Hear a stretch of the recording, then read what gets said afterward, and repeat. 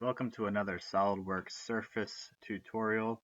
In this tutorial, we're going to do a very basic overview of the surface cut tool.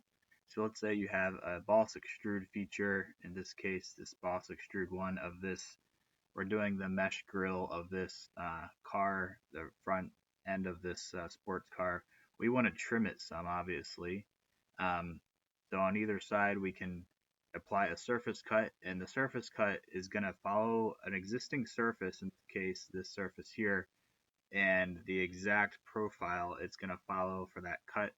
So the advantage over extrude cut is instead of just one vector, it uses the entire, you know, surface, the curvature of the surface to follow through with that cut on the boundary. So let's go ahead and go to Insert. We're going to go to Cut. We're going to go to With Surface.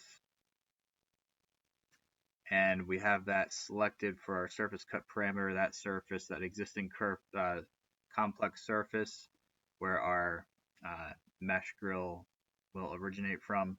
We're going to go to Selected Bodies.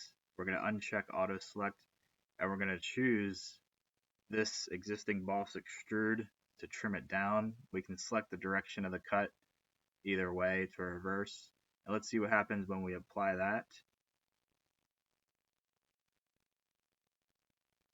So you can see it's trimmed down on this direction we selected for the front, and it follows that curvature, the exact profile of that surface for the the intake grill of this sports car.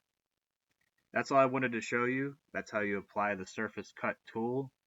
Like this video, subscribe to the channel if you want to see more SolidWorks tips. We'll see you on the next one.